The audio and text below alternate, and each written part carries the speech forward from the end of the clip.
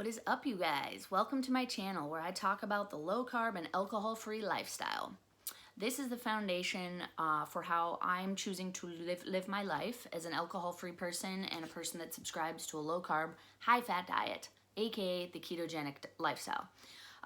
Today I'm going to be diving into the alcohol free aspect of my life and talking to you guys a little bit about my journey with alcohol and basically why I chose to stop drinking. It's going to be short and sweet. It's not going to be a slog and like a boring you should really stop drinking and my life. It's going to be just really, I hope, an interesting watch for you guys. For those of you that are out there that are what they call sober curious, I hear that going around quite a bit right now. Especially because of the pandemic and people either dove really deep into addiction or made some massive life changes during like the quarantine. So I think this is just a really awesome time to talk about this topic. I'm seeing it a lot more on social media in terms of like sobriety and choosing a sober way. And I think that's really cool that it's becoming cool to be sober. You might be thinking, why do you not just call yourself sober? Why is your channel alcohol free? I am free from alcohol. So that doesn't mean I do other substances, but alcohol is the substance that I had the issue with. So that's why I choose to put it that way. I didn't have a problem with pills. I didn't have a problem with weed. I did dabble in drugs and I had a phase with drugs where there was a problematic time when I was using certain drugs, but it was definitely not a long-term problem like alcohol was, and it was not as pervasive. And when I decided to stop using that substance, my drug of choice, I just stopped. I didn't have these like, I'm gonna stop for a couple of months and then relapse. I didn't do that over and over and over again like I did with alcohol. So that's why I choose to say that. So let's just go way back. Neither of my parents were drinkers. I think that's something that people immediately wanted to ask about. Was this in your family? They definitely drank socially, and I'm talking about like red wine, white wine on a warm, summer afternoon with a tasty salad. Like it was how classy people get drunk. I don't know if you've ever seen that like slogan. Sometimes you see those in like wine bars. It'll literally say wine, how classy people get drunk. And I honestly think that is the narrative that a lot of wine drinkers subscribe to, whether they know it or not, because it has this air of sophistication. Or like if you're drinking a martini, something classy, whereas you think of someone smoking crack on the street as like a skid or like a loser, but yet it's okay for us to get blackout drunk drinking gin martinis in a swanky club and go home with a stranger, right? So our culture is all messed up when it comes to, alcohol and drugs and how we perceive people and addicts, people that have those problems. We choose to think of meth and crack as like ghetto drugs, but then cocaine and, doing Xannies with, alcohol is cool, right? Like, oh yeah, like doing bars. It's like there's all these like slogan or slang terms that make it cool. Like, and Xanax was not a thing that in my era, doing Xanax and alcohol was not a cool thing. That's something that like the kids now are doing. And I say the kids now and it sounds like I'm really old. I'm only 35, but like that was not a part of my reality. For us, for my generation, it was cocaine. Cocaine was the cool drug. And actually, that was like city by city. I think depending on what city, what country even you live in, that changes. But where I was from, that was the cool drug. That was the party drug with alcohol. Also like MDMA and ecstasy was a thing, but definitely not as massive. And definitely not like acid or meth. Mushrooms, that was also a thing. So anyways, so there was just not a lot of partying in my family, in my home. My mom, they didn't have house parties on Friday and Saturday nights. I was not exposed to it. But somehow I got into it. And I want to keep this really, really short and not dive too deep into all of these like segments of my life. So if you want to know more about like those early years, then comment below and I can definitely like send you a message. But for now, I'm just going to skip forward. So I first got drunk when I was either 14 or 15. It was when I was in grade 9. I think I was 15. So I had had some drinks prior to that, but I'd never been drunk. And this first drunken endeavor happened the first night of my spring break in 9th grade. And I literally took different bottles of booze from under my parents, like in their liquor cabinet, and mixed them all together. It was one of those. And then me and 2 guys that I was friends with, we literally sat in a playground at the elementary school and passed around this 2.6 of vodka that had like 3 different types of alcohol in it. It was like vodka, rum, and gin, probably. Disgusting, right? So gross. And I remember chugging it straight from the bottle and then chasing it with a big 2-liter of like Coke. And so we literally did that, and then we walked to the community center, which was about 15-minute walk. And then all of our friends came and we all partied in the outdoor hockey arena. And I got so wasted that I guess I passed out, blacked out after I vomited everywhere. And another kid actually called my dad from the community club payphone. And he must have come and picked me up and taken me home. But I don't remember any of that. All I know is that I woke up in my bed in the morning, massively hungover. And I was afraid to leave my room. And when I finally did, it was like, oh my God, my parents were like shocked and appalled and like disgusted and scared and all those things. Because I was 15, right? And any of the drinking I had done was pretty low key. But this was like, I don't remember what happened. I could have done anything. I had no idea what happened. And so I was grounded for the rest of my spring break. And you'd think that maybe that would have like scared me, but it did not. And I think in that moment, that is where that is the pivotal moment. If you have an experience like that at a young age and then it scares you and then you're like, okay, that was too scary, I'm not going to do that again. If you actually adhere to that and then maybe drink socially from then on, then I think you're okay with alcohol.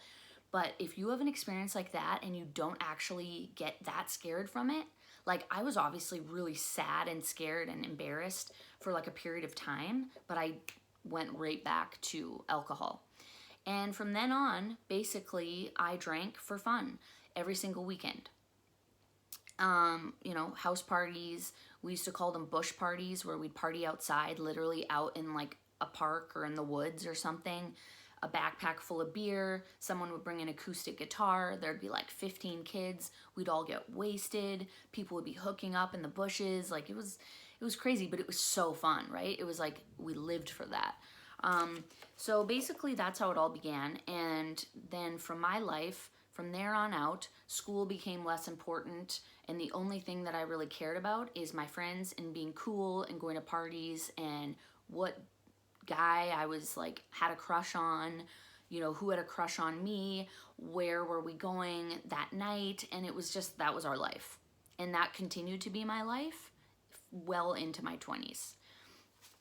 Minus the guy part, minus the what guy do I like, because I ended up meeting the person I'm still with and married to and now have a child with when I was 24. So, well, I was 23, turned 24. So, but up until then, it was all about like, what's going on this weekend? What are we doing? And that adrenaline of like going out and not knowing who you're gonna meet and what's gonna go down and what party you're gonna end up at literally was the only thing I lived for. Like, think about that. It is so sad, but that was it. And I think a lot of you can probably relate to that. Like, and our culture honestly like promotes that with like all the cool kids. Like all the cool kids are drinking and smoking cigarettes. Not so much anymore with the cigarettes, which is awesome. But in my day, it was legit like in all of the movies, all of the beautiful women were like, smoking their cigarette. And like still you watch movies now and booze is everywhere in movies. Like you can't have a good time in a movie without alcohol in it. So, and I have a few notes just to keep me on track, so I keep this short. But that was basically, and okay, so why do I think I latched on to drinking with such, like, why did I love it so much? Why did I love alcohol so much? And I'll tell you. It's because I had anxiety and I was shy. And alcohol is a central nervous system depressant, right? So it just takes all of that down. My racing brain that was constantly overthinking, like, I don't know, like, should I say that or should I not say that? Or, you know, what is he going to think of me, or what does she think of me? Or, I don't know, like, just like the incessant thought patterns just stopped when I got to a certain level of drinking. So I'd say like 3 drinks in and my mind would just chill. It was like a total sedative effect. My anxiety went away completely. My inhibitions were lowered and I was able to be the person I was. And that is something that I think a lot of people that don't have a problem with alcohol don't get. They're like, oh, so you were shy, so it made you like more outgoing. It changed you. For me, alcohol didn't actually change me. What it did is allow the Rachel who's inside of me, to come out. So the barrier I had was shattered. And so it didn't actually make me into a new person. And I think that's why I felt so comfortable and so safe, is because I didn't actually change into a new person. I felt like I was actually just able to be myself. And that was freeing. It set me free, or so I thought. So I was able to be like outgoing and confident and fun and funny. And I remember just saying what was on my mind and people thought it was funny and like, oh my God, Rachel's so cool and blah, blah. I remember boyfriends telling me that, oh, you're so cool. You're such a cool chick. And I remember just feeding off that. Like, I loved hearing those compliments. I loved getting compliments and complimenting others and just being just like out there. And, so that was the reason. Honestly, when it comes down to it, it was anxiety. It made my anxiety go away. And I felt good about myself. I felt empowered by it because I was myself. So basically, obviously there was the negative, the flip side to this. So there was a lot of good times. Like, honestly, I do not regret what I've done in my life. I really don't. There was some really, really fun times. Like, I loved going out and dancing and going to shows and dressing up and doing my hair and makeup with my friends. Like, my friend Brianna Little, if you're watching this, I hope you are. Like, all of the time spent at your house doing our hair and makeup and like trying on different outfits. My friend Becca Webster, like Jamie Attia, like we literally did that stuff. Like, it was like, oh my God, Thursday night, Friday night, pick up the phone, Christy Chuprin. We would go to each other's houses. I'd bring over a bag of clothes. We'd have high heels. We'd have, like big platforms. We'd have, we'd wear each other's clothes. Like, it was so fun.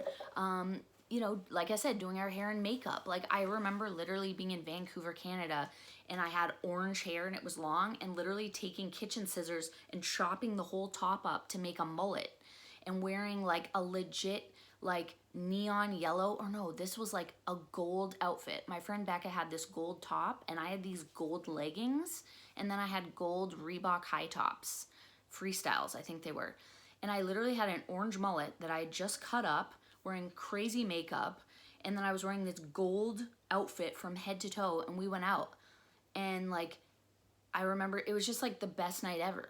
And those times like were awesome times, and I do not regret them. But the dark side of it started to permeate the good times more than they had at the beginning over the years. So that's basically what happened is those really good party times, there started to be really negative things that would happen. Like, I would get way too wasted and not remembering anything. And I was always the one. It's funny, Bree, again, if you're watching this, Bree would be like, oh yeah, when you did this or said that, and I was like, I literally have no memory of that. And like, I thought it was funny at the time, and she did too, where it was like, she would remember for me. I didn't remember shit. She would remember the stories. She would tell me the funny things that happened.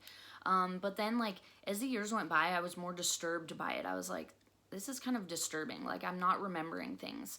And there was a few very compromising situations that I'm not going to talk about right now. Maybe at some point I will, but there was a few things that happened that were very scary and traumatizing.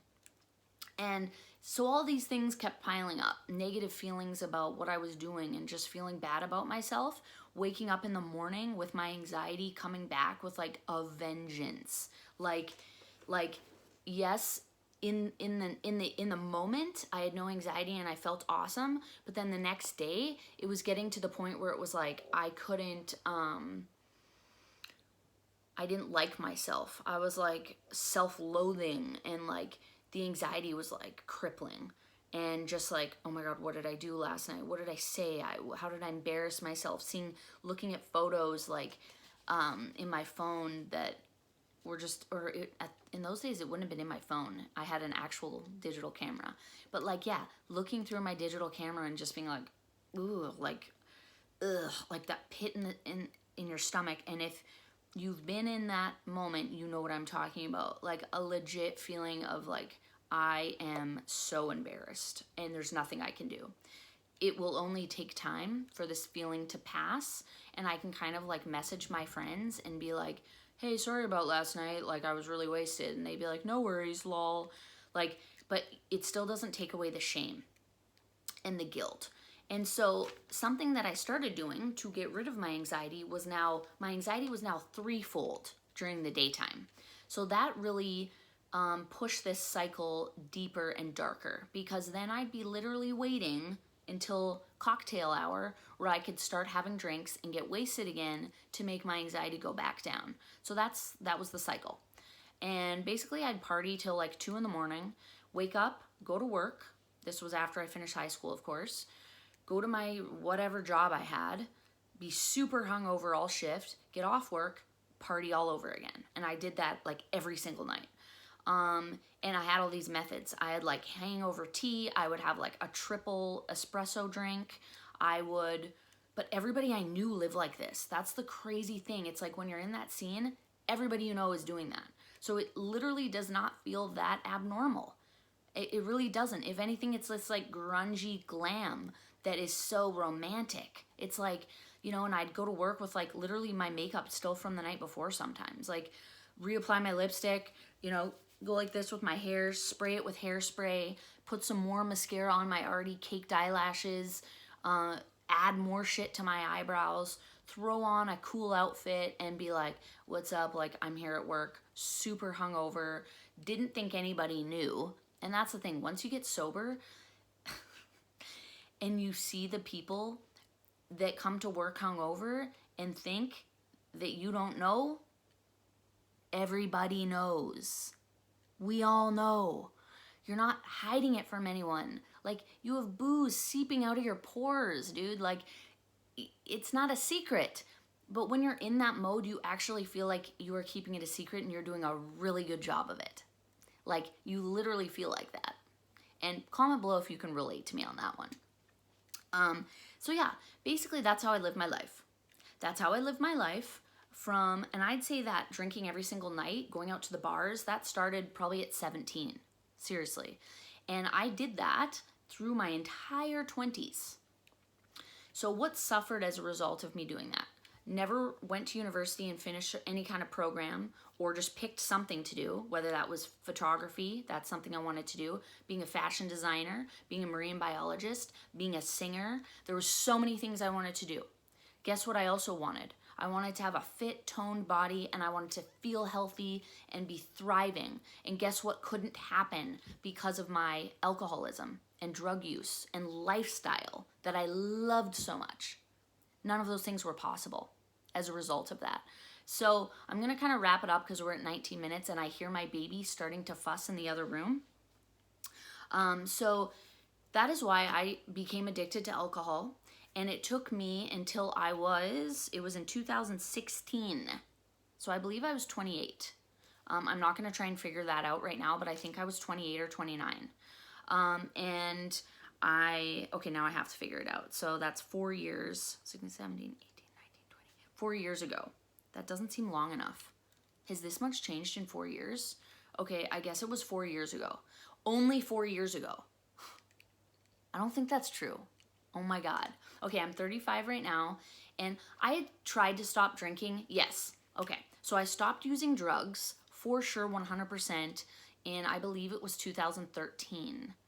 Yes, because we moved to the US in 2013, and I remember like asking a few people about how to get some drugs here, but then being kind of scared about it. Because we moved here from Canada and moving to a new country, and it's kind of scary. You don't know anyone, you don't know dealers, and like, am I gonna get arrested? Like, maybe I won't do it. And so yeah, I was done with that, but I was still getting wasted. And I went back to school. He stopped crying, so now I'm good. He stopped fussing. I went back to school for graphic design in 2013 when we moved to the US. And that's when I was like, I need to take the partying down a notch. So I'd already quit drugs, so that was great. And my husband and I had moved away from all of our party friends, so we could technically start over. But we didn't really. We continued to party, but just with me and him. So we didn't form new party friendships. We would basically, I would go to school, go to work, come home, and him and I would get drunk together. Just him and I. Listen to music, get wasted, eat like 5 pieces of pizza dipped in ranch, pass out, wake up, have a bagel with cream cheese and a caramel macchiato, go to school at 8 o'clock in the morning, go to school all day, go to my serving job at night, come home, get drunk. So that continued. How did I do it? I don't know. But what was I still not able to achieve? A healthy, fit body. I wasn't doing any of my passions or interests, but I actually felt like I was doing so much better than I had because I decided finally to go back to school. So I was moving in the right direction. So then, in January 2016 is when I finally decided I was going to quit drinking completely. 0. I had gotten to the point where I felt like an actual loser.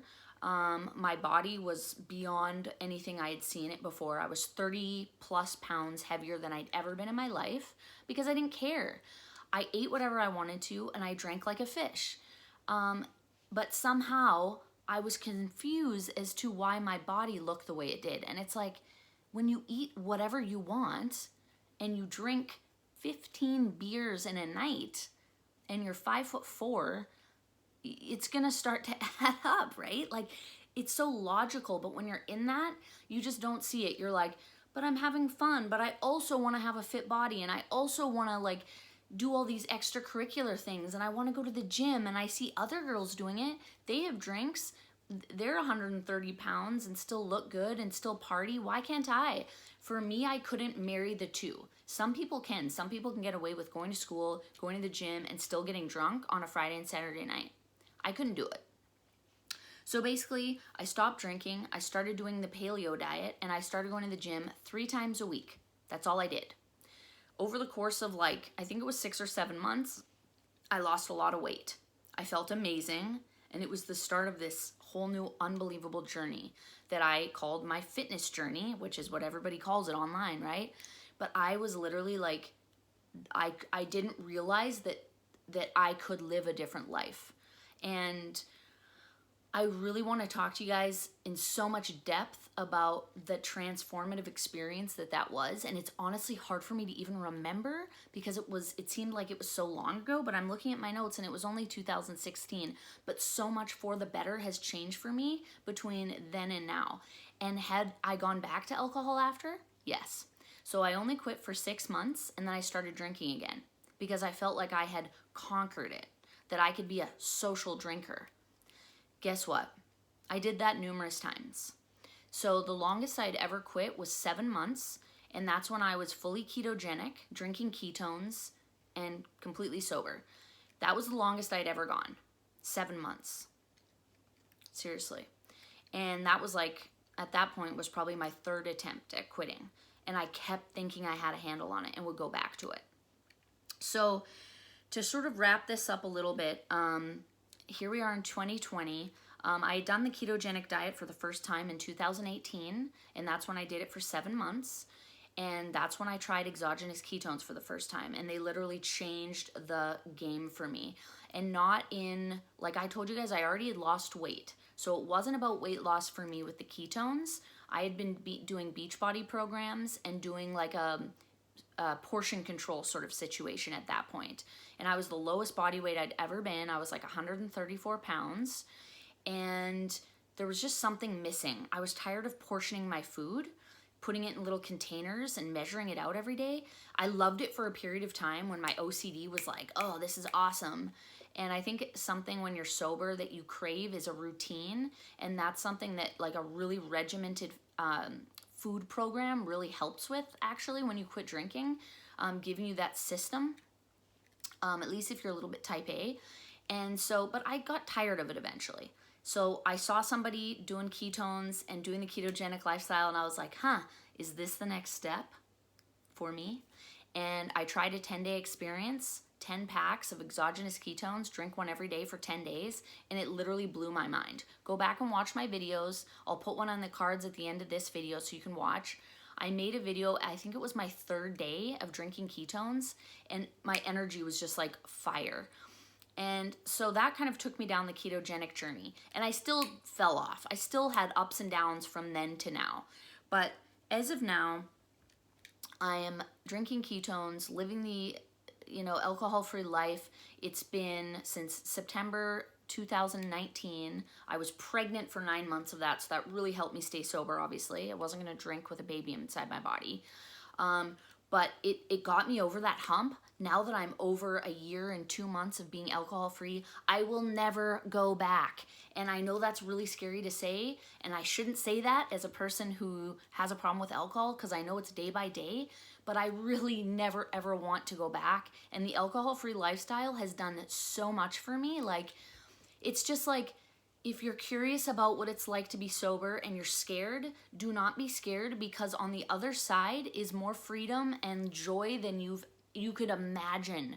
It's so much better waking up at 7 o'clock or 6 o'clock on a Saturday morning and drinking a cup of coffee and having no regrets, no guilt, no shame, literally loving yourself and being so proud of what you have done.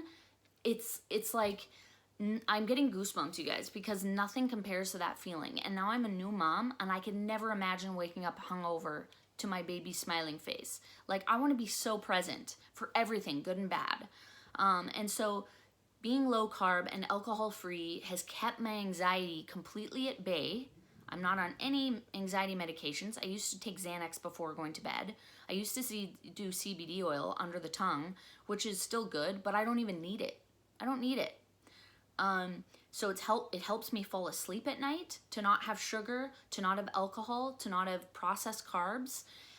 It got rid of my anxiety, and my weight is plummeting, you guys. I was at 190 pounds at the height of my pregnancy, right before I gave birth, and I have lost, it's like, what am I at? 164. And I'm 8 weeks postpartum. So, and I wasn't keto through my whole pregnancy. I was in the 2nd trimester and a little bit of the 3rd, but that is a direct result of a low carb lifestyle that's free of sugar and being alcohol free, you guys. So naturally, things just start happening for you. And I'm gonna close it because we're approaching 30 minutes here. But the other thing it is, other than sleep and anxiety for me, is fun and purpose. Like, choosing to say no when someone offers you a drink, it's so empowering. And now I think as it's becoming, like you see online, it's becoming cooler to not do drugs. And I know there's always those cool kids that were like, yeah, we're straight edge, we don't drink, and like they probably always looked at us like we were losers because we were partying. But like now I finally get it. But now I also think it's not so much of a fringe subculture thing like it was when it was straight edge, or like where you looked at the people that were sober and you felt bad for them almost because you were like, oh, that must be boring. It's like there's so much of a movement now of people that are like, actually, no.